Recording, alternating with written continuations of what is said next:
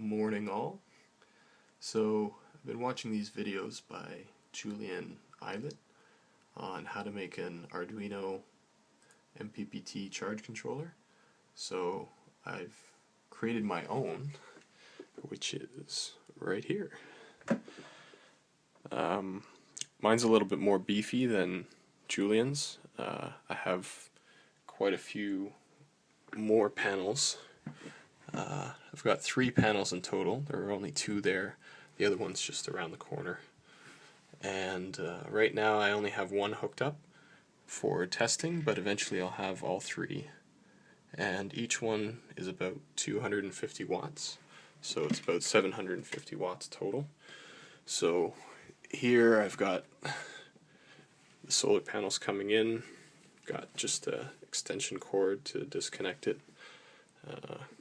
Comes in on this side, and I have 2 components, the large transformer and the MOSFETs that came out of a UPS system, and I'm using those because they're a lot more beefy than the small components that Julian's using.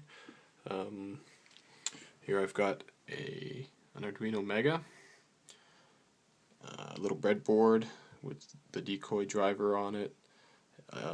There's also a voltage regulator in there and some low pass filters.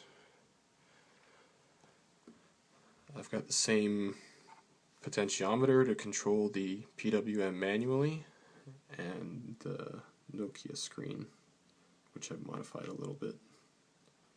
Modified the code anyway. And then I've got a set of jumper cables here. Oh, and a really big capacitor. Some jumper cables here that go down to a marine deep cycle battery. It's kind of old, it's got a bit of corrosion on it, but it still works.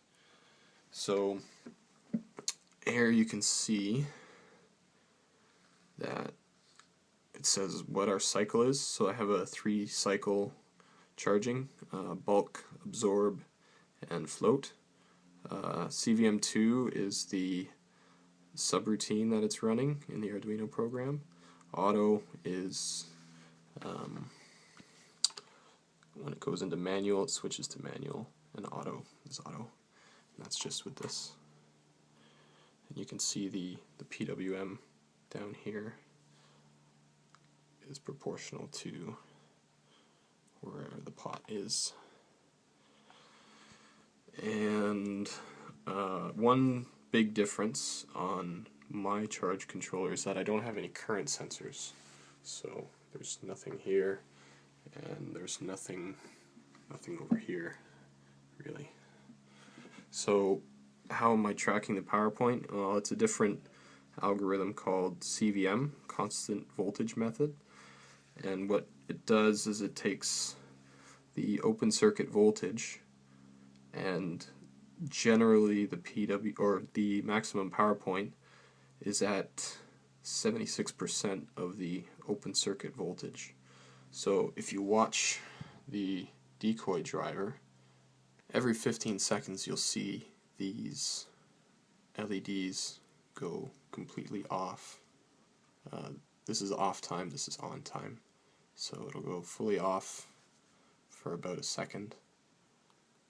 And what it's doing there is it's measuring the open circuit voltage. Then it can calculate the CVM voltage. And what it does is it tries to match the PV voltage to the CVM voltage while staying under the target voltage, and that's the T here. I also have a temperature here, which is, I noticed that the MOSFET heatsink gets very hot when it's very sunny out, so I added a fan and a temperature sensor there. And right now it's just controlled with an alligator clip, but eventually I'll add a MOSFET and it will be based on the temperature. Some of the problems I had just for anyone else who's doing this. If the battery positive falls off, it drives the positive rail here up to the PV voltage, and I blew up one Arduino Mega already by doing that, so I added a 12 volt regulator in here so that it doesn't do that.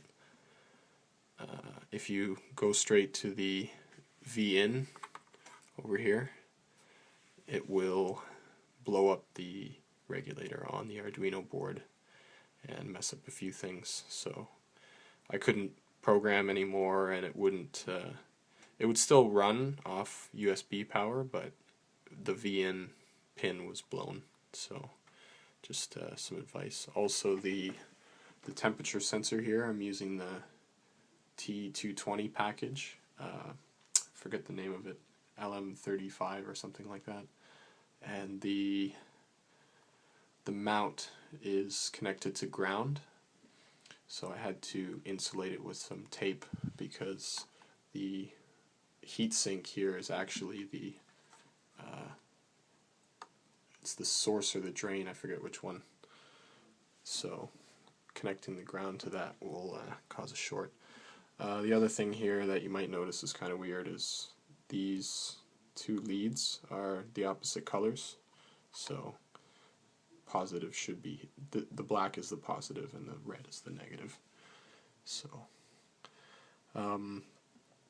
yeah, so it does work. I'll actually reset it here so you can see the boot up cycle.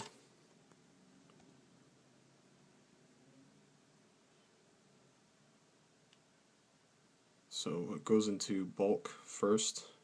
The target voltage is 13.4. As soon as it passes that, bulk is finished, and it goes into absorb.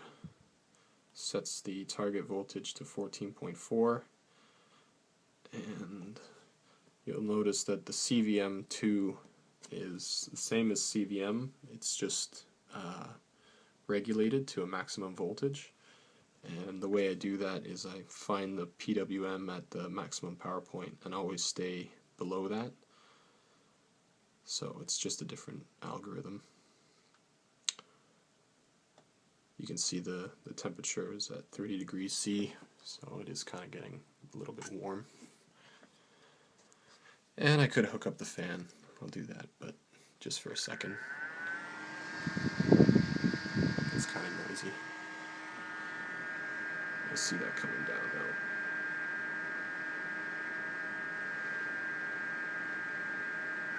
Anyway.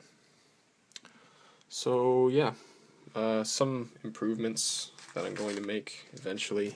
I have here, this is a MOSFET driver,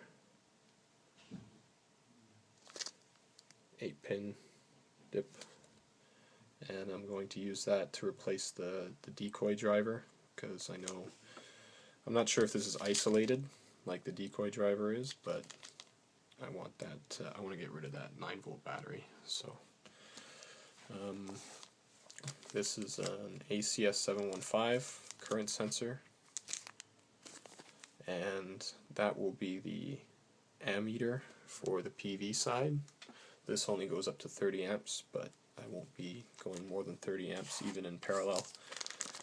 And this is a autopilot voltage and current sensor. This is 100 amps. It's not, this one is Hall effect. This one looks at the voltage across that resistor, and this goes up to 100 amps. So that'll be for the battery side. So it works, but there's always room for improvement. So